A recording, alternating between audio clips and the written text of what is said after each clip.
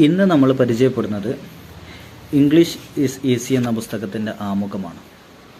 ഈ ആമുഖത്തിൽ ഈ പുസ്തകത്തെ അഡ്വക്കേറ്റ് മൊയ്നുദ്ദീൻ പരിചയപ്പെടുത്തുന്നത് അത്ഭുതമെന്നാൽ അത്ഭുതം എന്ന് തന്നെ പറയാം, അതിവിസ്മയകരം, അനിതര സാധാരണം എന്നൊക്കെയാണ് അദ്ദേഹം പരിചയപ്പെടുത്തുന്നത്. എന്നിട്ട് അദ്ദേഹം പറയാണ്, ഞാൻ ഇങ്ങനെയൊക്കെ പുസ്തകം പരിചയപ്പെടുത്താൻ കാരണമുണ്ട്.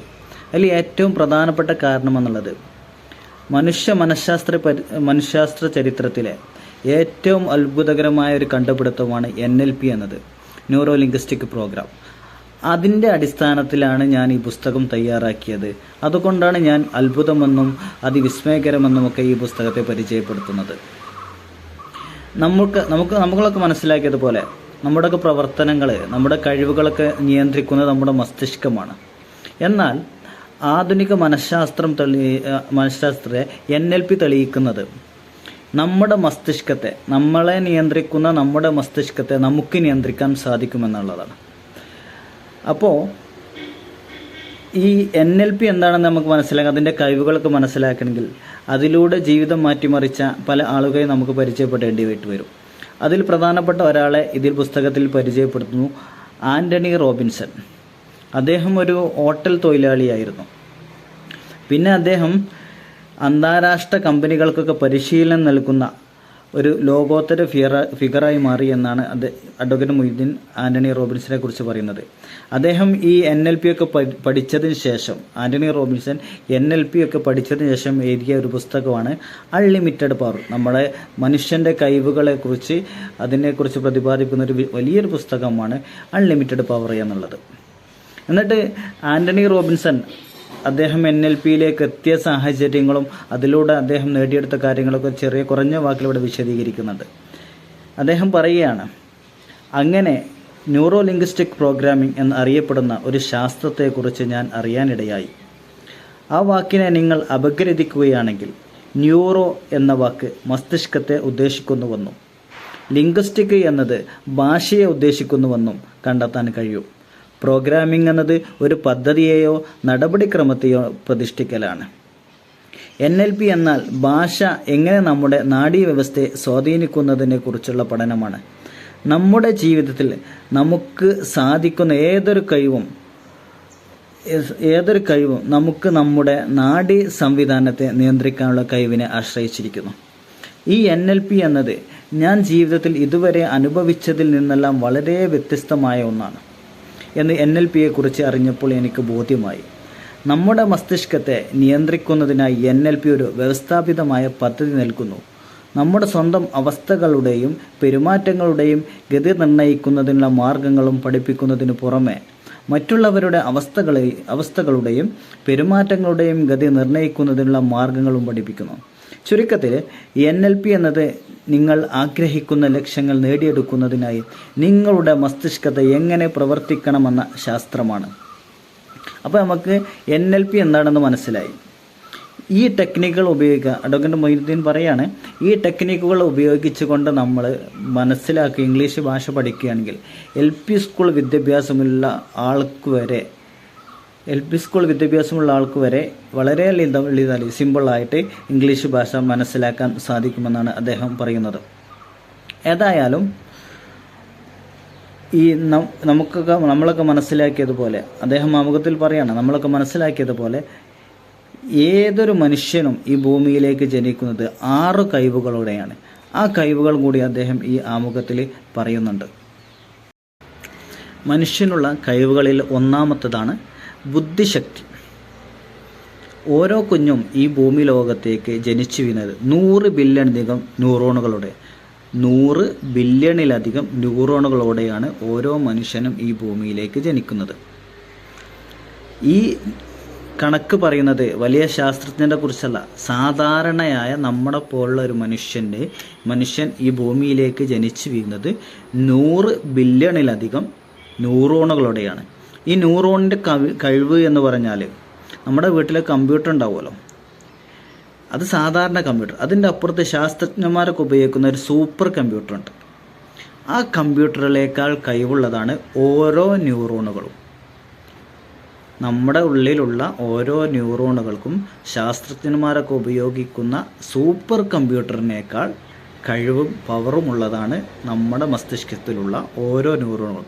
അപ്പോൾ നമ്മൾ മനസ്സിലാക്കേണ്ടത് നമ്മുടെ കഴിവ് എത്രത്തോളമുണ്ട്, ഓരോ മനുഷ്യനും കഴിവുകൾ അത് എത്രത്തോളം നമ്മൾ ഉപയോഗിക്കുന്നുണ്ട് എന്നുള്ളതാണ്.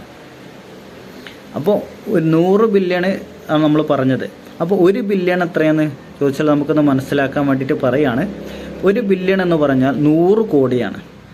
1 ബില്യൺ എന്ന് പറഞ്ഞാൽ 100 കോടിയാണ്.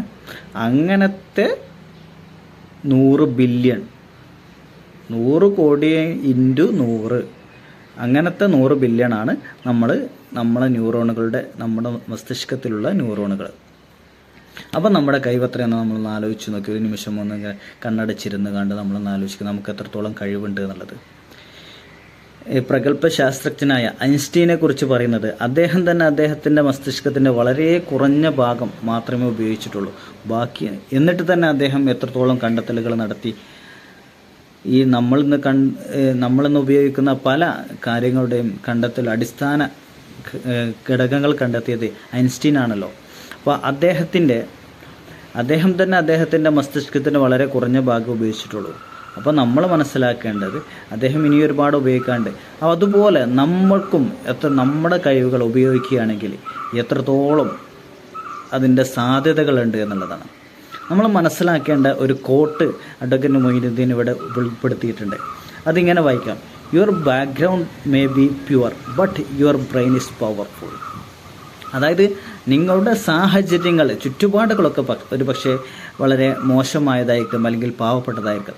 പക്ഷേ നമ്മളുടെ ബ്രെയിന്, മസ്തിഷ്കം, ബുദ്ധിശക്തി വളരെ പവർഫുള്ളായൊരു സാധനമാണ് എന്നാണ് അദ്ദേഹം ഇവിടെ പറയുന്നത്. അപ്പോൾ ഈ നമ്മുടെ അകത്ത് ഉറങ്ങിക്കിടക്കുന്ന ഈ വലിയ കഴിവിനെ പുറത്തെടുക്കാനുള്ളൊരു ടെക്നിക്കാണ് NLP. ആ NLP ടെക്നിക്കിലൂടെയാണ് നമ്മൾ ഈ പുസ്തകം പഠിക്കാൻ പോകുന്നത്. അപ്പോൾ നമ്മുടെ ഈ ഒന്നാമത്തെ ബുദ്ധിശക്തി എന്ന കഴിവിനെ ഉപയോഗിച്ചുകൊണ്ട് എങ്ങനെ നമ്മൾ ഇംഗ്ലീഷ് പഠിക്കുന്നു എന്നുള്ളതാണ് ഒന്നാമത്തെ കാര്യം. രണ്ടാമത്തെ കഴിവാണ്, ഒരു മനുഷ്യൻ ജനിച്ചു വീഴുമ്പോൾ അവൻക്കുണ്ടാവുന്ന രണ്ടാമത്തെ കഴിവാണ് നിഷ്കളങ്കത. വളരെ നിഷ്കളങ്കമായിട്ടാണ് ഓരോ മനുഷ്യനും ഭൂമിയിലേക്ക് ജനിച്ചു വീഴുന്നത്. അതുകൊണ്ടാണ് നമ്മൾക്ക് ഈ ചെറിയ കുട്ടികളുടെ പുഞ്ചിരിയൊക്കെ കാണുമ്പോൾ വളരെ സന്തോഷമുണ്ടാകും. അവളെ ചിരിയൊക്കെ വളരെ നിഷ്കളങ്കമായിട്ടാണ് കുട്ടികൾ ചിരിക്കുന്നതെന്നൊക്കെ നമ്മൾ പറയപ്പെടാറില്ലേ. അത് ഈ ഒരു കഴിവ് നമുക്കുണ്ടായത് കൊണ്ടാണ്. അപ്പോൾ അതുകൊണ്ട് തന്നെ പൂർണ്ണ മനസ്സോടെ വളരെ നിഷ്കളങ്കമായിട്ട് നമ്മൾ ഒരു പഠിതാവ് എങ്ങനെ നിഷ്കളങ്കമായിട്ട് ഗുരുവെ സമീപിക്കുന്നു, അതുപോലെ ആയിരിക്കണം ഈ പുസ്തകം പഠിക്കുന്ന സമയത്ത് നമ്മുടെ മാനസികാവസ്ഥ. അങ്ങനെ ആകുമ്പോൾ ഒരു അധ്യാപകൻ പറയുന്നത്, അല്ലെങ്കിൽ നമ്മൾ പഠിക്കുന്ന കാര്യങ്ങൾ നിഷ്കളങ്കമായിട്ട് നമ്മൾ മനസ്സിലാക്കുമ്പോൾ നമുക്കത് ഉൾക്കൊള്ളാനും ഈ അധ്യാപകൻ പറയുന്ന കാര്യങ്ങൾ നമുക്ക് മനസ്സിലാക്കാനും സാധിക്കുകയുള്ളൂ. അല്ലെങ്കിൽ അത് നമുക്ക് പല രീതിയിലും നമ്മളെ ചിന്ത വളരെ രീതിയിലും ഡൈവേർട്ടായി പോവുകയും നമുക്കത് മനസ്സിലാകാതെ വരികയും ചെയ്യും. അതുകൊണ്ട് നമ്മൾ ഈ പുസ്തകം പഠിക്കുന്ന സമയത്ത് വളരെ നിഷ്കളങ്കമായിട്ടായിരിക്കണം ഇതിന് മുമ്പിൽ ഇരിക്കേണ്ടത്, മനസ്സിലാക്കേണ്ടത്. അങ്ങനെയാവുമ്പോഴേ നമുക്ക് മനസ്സിലാക്കാൻ സാധിക്കുകയുള്ളൂ എന്നുള്ളതാണ് രണ്ടാമത്തെ കാര്യം. മൂന്നാമതായിട്ട് മനുഷ്യന് ജനിക്കുന്ന സമയത്ത് അവൻക്കുണ്ടാകുന്ന ഒരു കഴിവാണ് ജിജ്ഞാസ. ജിജ്ഞാസ എന്ന് പറഞ്ഞാൽ നിങ്ങൾ ഈ ചെറിയ കുട്ടികൾക്ക് നിരീക്ഷിച്ചാൽ മനസ്സിലാവും നമുക്ക്. അവരിങ്ങനെ ചോദിച്ചും ഓരോ കാര്യങ്ങൾ, എങ്ങനെയാണ് മഴ പെയ്യുന്നത്, സൂര്യൻ എങ്ങനെയാണ് ഉദിക്കുന്നത്, പക്ഷികൾ എങ്ങനെയാണ് പിറക്കുന്നത്, കിണറ്റിലെങ്ങനെ വെള്ളമുണ്ടാവുന്നത്, അങ്ങനെ വളരെ നിസ്സാരമായ ചോദ്യങ്ങൾ നമ്മളോട് ഇങ്ങനെ ചോദിച്ചുകൊണ്ടിരിക്കും. അവർക്കറിവില്ലാത്തതുകൊണ്ട് അതൊരു ജിജ്ഞാസയുടെ ഭാഗമാണ്. നമ്മുടെ ചെറുപ്പത്തിലും അങ്ങനെ ഒരുപാട് കാര്യങ്ങൾ നമ്മൾ ചോദിച്ചിട്ടുണ്ടാവും രക്ഷിതാക്കളോട്. നമുക്കൊരു പക്ഷേ കൃത്യമായിട്ട് ഉത്തരം കിട്ടിയിട്ടുണ്ടാകും, ചിലപ്പോൾ ഉത്തരം കിട്ടിയിട്ടില്ലാതിരിക്കാം. ഏതായിരുന്നാലും നമ്മുടെ പോയിന്റ് എന്നുള്ളത് മനുഷ്യന് ജന്മനാ ഉണ്ടാകുന്ന ഒരു കഴിവാണ് ജിജ്ഞാസ എന്നത്. അപ്പോൾ ഈ പുസ്തകം വായിക്കുന്നതിലൂടെ നമ്മുടെ ഈ ജിജ്ഞാസ ഇങ്ങനെ നമ്മൾ അറിയാതെ വർദ്ധിച്ചു വരുമെന്നാണ് അഡ്വക്കേറ്റ് മൊയ്നുദ്ദീൻ ഗ്രന്ഥകർത്താവ് നമ്മോട് പറയുന്നത്. ജിജ്ഞാസ ഇങ്ങനെ വർദ്ധിക്കും. അതെങ്ങനെയെന്ന് വെച്ചാൽ അതിനുള്ള ടെക്നിക്കുകൾ അദ്ദേഹം ഈ പുസ്തകത്തിൽ ഉപയോഗിച്ചിട്ടുണ്ട് എന്നുള്ളതാണ്. അതിലൂടെ നമ്മുടെ ബോധമനസ്സറിയാതെ നമ്മുടെ അബോധ മനസ്സ് നമ്മുടെ ഈ പഠനത്തിൽ, നമ്മുടെ പ്രവൃത്തിയിൽ ഇങ്ങനെ മുഴുകുകയും നമ്മളറിയാതെ നമ്മുടെ ജിജ്ഞാസയും നമ്മുടെ ആകാംക്ഷയും ഈ പഠിക്കാനുള്ള താല്പര്യമൊക്കെ വർദ്ധിച്ചു വരും എന്നാണ് അദ്ദേഹം പറയുന്നത്. അതിന് ചെയ്യേണ്ട ഒരു കാര്യം എന്നുള്ളത് നമ്മൾ ശ്രദ്ധയോടുകൂടി ഇത് പഠിക്കുക എന്നുള്ളത് മാത്രമാണ്. എന്നാൽ ഓരോ അധ്യായം കഴിയുമ്പോഴും അടുത്ത അധ്യായം വായിക്കാൻ നമ്മളറിയാതെ നമ്മൾ അടുത്ത അധ്യായത്തിലേക്ക് പോകും എന്നുള്ളതാണ്. അപ്പോൾ മൂന്നാമത്തെ കാര്യം എന്നുള്ളത് നമ്മുടെ കഴിവ് എന്നുള്ളത് ജിജ്ഞാസയാണ്. നമ്മൾ ജനിക്കുന്ന സമയത്ത് നമുക്കുണ്ടാകുന്ന നാലാമത്തെ കഴിവ് ഭാവന ശക്തിയാണ്. ഞാനൊരു കഥ പറയാം. ഒരു അപ്പൂപ്പനും അമ്മൂമ്മയും ഉണ്ടായിരുന്നു.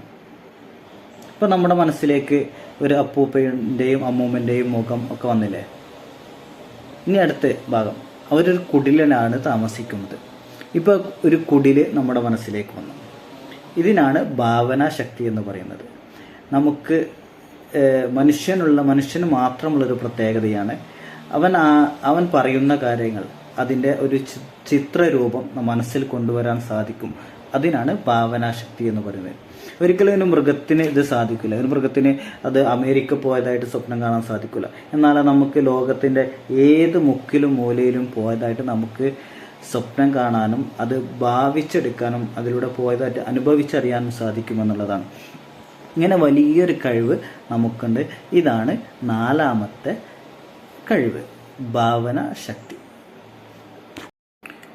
മനുഷ്യനുള്ള അഞ്ചാമത്തെ കഴിവാണ് സർഗാത്മകത. സർഗാത്മകത എന്ന് വളരെ സിമ്പിളായ കാര്യമാണ്.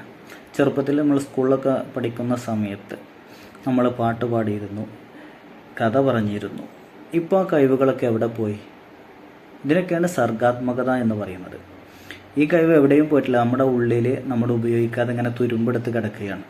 അപ്പോൾ അതൊന്ന് പൊടി തട്ടി എണ്ണ കൊഴിച്ചെടുത്ത് പൊടി തട്ടിയെടുക്കുകയാണെങ്കിൽ ആ സർഗാത്മകത വളരെ നല്ല രീതിയിൽ നമുക്ക് പഠനത്തിന് ഉപയോഗിക്കാൻ സാധിക്കും. ഇതാണ് അഞ്ചാമത്തത്, സർഗാത്മകത.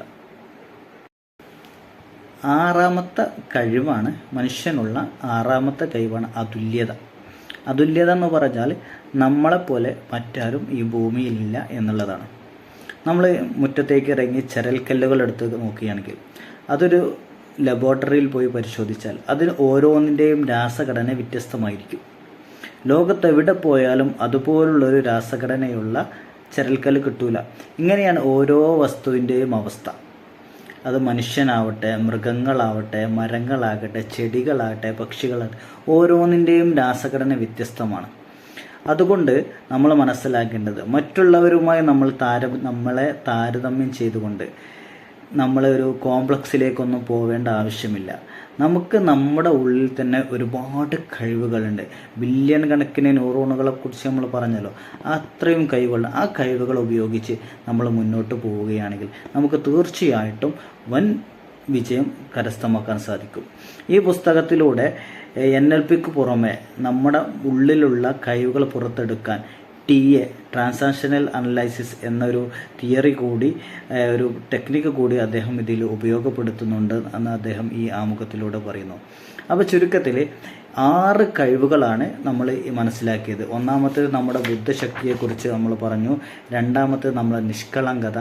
3 ജിജ്ഞാസ. 4 ഭാവനാശക്തി. 5 സർഗാത്മകത. 6 അതുല്യത. ഈ 6 കഴിവും ഓരോ മനുഷ്യനും ഭൂമിയിലേക്ക് ജനിച്ചു വീഴുന്ന സമയത്ത് നമുക്കെല്ലാവർക്കും ഉണ്ട്. അപ്പോൾ ഈ കഴിവുകളൊക്കെ ഉപയോഗപ്പെടുത്തി നമ്മൾ ഈ പുസ്തകം വായിക്കുകയാണെങ്കിൽ തീർച്ചയായിട്ടും ഈ പുസ്തകത്തിൻ്റെ ഒരു ഘട്ടം കഴിയുമ്പോൾ തന്നെ നമുക്ക് നമ്മുടെ ആത്മവിശ്വാസവും നമ്മുടെ കോൺഫിഡൻസും നമ്മുടെ കഴിവുകളിലെ ഒരു വിശ്വാസത്തെയൊക്കെ നമുക്ക് വർദ്ധിച്ചു വരും. തീർച്ചയായിട്ടും അങ്ങനെയൊക്കെ ഉണ്ടാവട്ടെ എന്ന് ആശംസിക്കുന്നു.